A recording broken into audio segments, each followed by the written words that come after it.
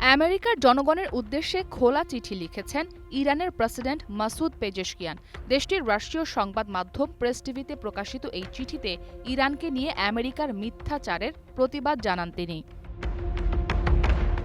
চিঠিতে তিনি লেখেন, ইরান কখনোই আগ্রাসী দেশ নয়। ইরানের সভ্যতা ৫,০০০ বছরের পুরনো।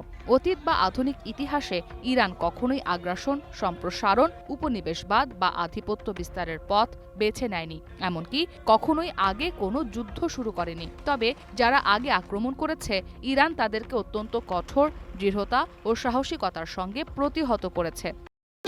ভবিষ্যৎ হোক নিরাপদ, বিনিয়োগ হোক বিশ্বস্ত, আর আমার পছন্দ সল্ট বে। ওয়েলকাম টু সল্ট বে। এ সময় আমেরিকার জনগণের প্রতি প্রশ্ন রাখেন ইরানের প্রেসিডেন্ট। জানতে চান, আমেরিকা কি এখনও আমেরিকা ফার্স্ট নীতি অনুসরণ করছে? এই যুদ্ধের সঙ্গে এই নীতি কি সঙ্গতিপূর্ণ?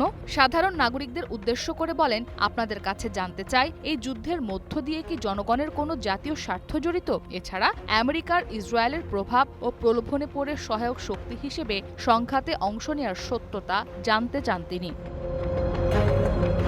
এ সময় ইরানকে আমেরিকা সহ পশ্চিমা বিশ্বের নিরাপত্তা হুমকি হিসেবে উপস্থাপনের তীব্র বিরোধিতা করেন প্রেসিডেন্ট মাসুদ পেজেশকিয়ান। চিঠিতে বলেন, ইরানকে আগ্রাসী হিসেবে তুলে ধরা ঐতিহাসিক বাস্তবতার সঙ্গে সঙ্গতিপূর্ণ নয়। এর পেছনে বহিরাগত স্বার্থ কাজ করছে বলেও দাবি করেন তিনি। বলেন, এ ধরনের ধারণা মূলত ক্ষমতাধরদের রাজনৈতিক ও অর্থনৈতিক খেয়াল খুশির ফসল। নিজেদের চাপ সৃষ্টিকে বৈধতা দেয়া, সামরিক আধিপত্য বজায় রাখা, অস্ত্রশিল্প টিকিয়ে রাখা এবং কৌশলগত বাজার নিয়ন্ত্রণে রাখতেই একটি শত্রু তৈরির প্রয়োজন থেকে এমনটা করা হচ্ছে বলে চিঠিতে দাবি করেন তিনি।